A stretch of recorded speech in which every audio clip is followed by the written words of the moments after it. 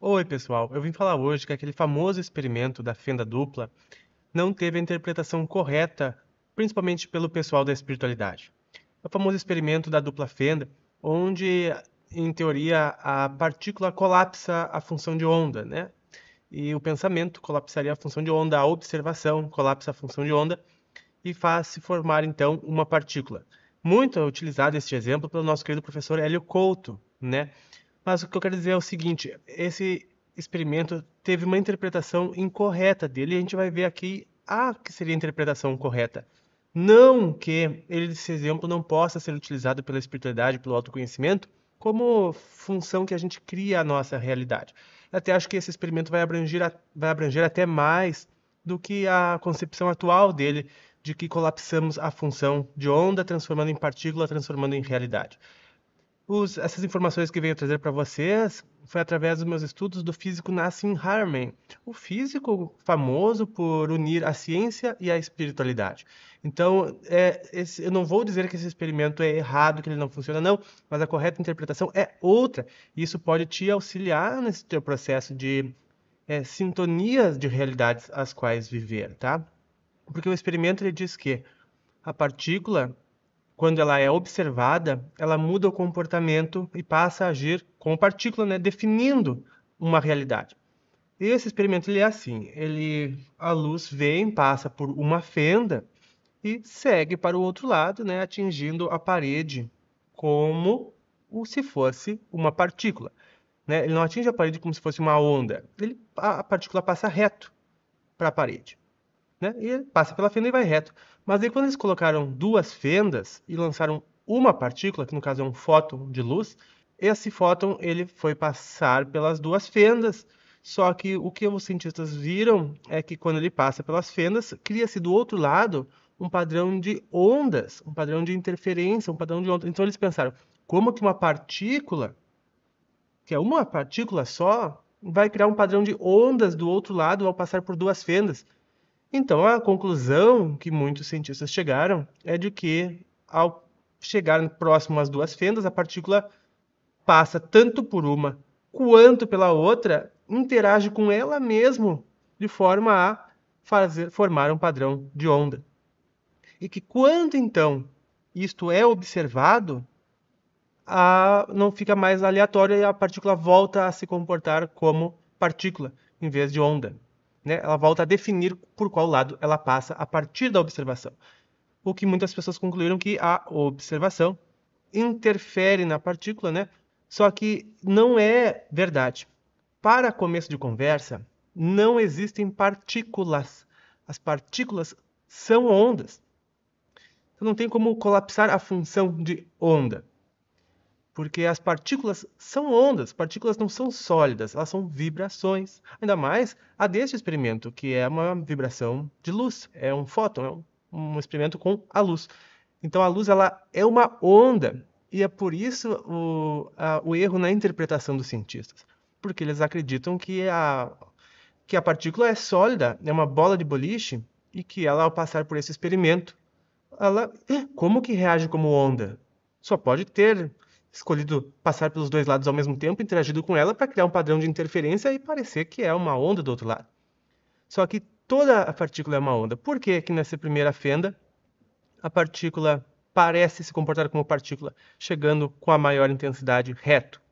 Porque ela não teve com quem interagir no caminho e a onda foi reto e atingiu lá. Na dupla fenda, não é que ela passou por um lado ou pelo outro e interagiu com ela mesma. Eles querem defender muita partícula, né? Como uma bola de bilhar. Não é que ela passou por um lado ou passou pelo outro e passou pelos dois ao mesmo tempo, interferiu com ela mesma para ricochetear, pimboletear e fazer um padrão de onda do outro lado. Não, é porque ela é uma onda. Então, a onda ela passa pelas duas fendas. Ela, então, gera duas ondas do outro lado e essas ondas interferem uma com a outra, fazendo um padrão de interferência, mostrando que a partícula é onda desde o princípio, tá? E a observação onde é que fica? A observação que esse experimento fala não é alguém olhar. Esse experimento foi todo realizado dentro de câmaras fechadas onde ninguém viu nada. O que eles falaram de observar são cálculos dentro de um computador, a partir de medições feitas por instrumentos. ao que o físico Nassim Haramein nos diz, este instrumento interage com o experimento e acaba alterando a função da onda, alterando a onda por uma outra onda, que as pessoas interpretaram como o colapso da função de onda. Só que esse experimento ele nem sequer foi desenvolvido para explicar como se colapsa a onda, mas para entender o movimento da luz. Então, na época desse experimento, eles acreditavam que a partícula era uma partícula, que era sólida, que não era uma onda. Então, eles tentaram entender o comportamento dessa partícula e a interação dela com o meio. Só que naquela época eles não sabiam que tudo é fluido e que hoje em dia se sabe da mecânica de fluidos na física quântica e que tudo é um fluido. Então, a interação dessa partícula ela é uma onda desde o início e se comporta tal qual uma onda na superfície de uma piscina. Então, esse experimento está totalmente explicado. E a observação, que faz com que aquele padrão de ondas pare de acontecer e passe a parecer que é um feixe de partículas, que elas passem a parecer que é uma bola de bilhar de novo, que vai reto, definido para onde vai, é nada mais, nada menos do que interferências destes instrumentos de medições que fazem parte do experimento. E isso nos expande a ideia que a espiritualidade traz, de que a observação altera, colapsa a função de onda, né, transformando onda em partícula, novamente. Não, porque partícula é onda, mas nos mostra que tudo no campo interage entre tudo. Faz com que a gente chegue também à conclusão de que não é que a gente colapse a função de onda para materializar algo físico na nossa vida, mas que a gente modula a onda que a gente vibra para que a gente sintonize com a onda daquilo que a gente quer localizar no universo, chegar até nós no universo. Porque, como diz a nossa física, nada se cria, tudo se transforma. A gente, como seres humanos, não criamos nada. Quem cria é a fonte criadora. Os prepostos da criação depois, né, como conhece a espiritualidade, delimitam como vai ser esta criação. Mas nós, aqui ainda, nós simplesmente nos situamos na realidade a qual a gente vibra, porque a gente vibra igual à ressonância, vibra da mesma forma como aquilo que a gente deseja, ou seja, com a sensação de ter e vibrar naquela energia, e aquilo acaba vindo para a nossa vida, a gente vivendo aquela realidade. Não que a gente criou aquelas coisas, mas a gente se sintonizou com aquela vida e com aquele mundo. Então, essa é a expansão que nos traz frente a esse experimento que teve essa interpretação de Copenhague. Eu vou colocar o próprio físico Nassim Haramein para explicar para vocês com as palavras dele, que com certeza talvez sejam melhores que as minhas. Eu fiz um exemplo só, aqui, quer dizer, um resumo só aqui para vocês, e espero que tenha dado para entender. E quero dizer que de forma alguma eu estou dizendo que o professor Laércio, o professor Laércio também já usou esse exemplo, né? Mas que o professor Hélio Couto esteja errado, não. Até acho que é uma expansão ainda maior da visão que ele nos passa sobre a dupla fenda, mas não é aquela que a gente costuma pensar que é. Ela é diferente, mais ampla e também nem foi feita com este propósito. Mas eu vou deixar o físico aqui falar com vocês, eu vou dublar. Essa interpretação eu acredito que é completamente incorreta. É muito importante para as pessoas saberem, há visões alternativas dadas por pessoas muito sérias na física, que dá todas as respostas corretas da mecânica de fluido, a vista da mecânica de fluidos a partir disso, deste efeito, né? Neste caso, você não tem que inventar coisas esotéricas sem base, de que, de alguma forma, partículas podem ser ondas e partículas ao mesmo tempo.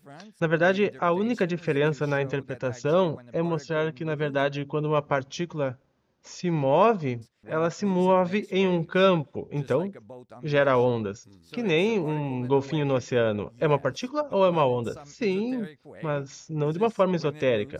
Quando ele se move, ele faz ondas no campo, porque não é um campo livre de environments, né? Ele demonstrou isso muito claramente, de que esse campo que faz a partícula, inclusive, no primeiro lugar. Então, é claro que a gente pode ir para o experimento da dupla fenda com essa interpretação, e isso é estranho, porque como que a partícula vai interferir com ela mesma? E daí eles pensam, ó, a partícula se transformou em duas partículas, passou pelas duas fendas, interferiu com ela mesma. Ele disse que não sabe o que o pessoal fumou, mas que não funciona.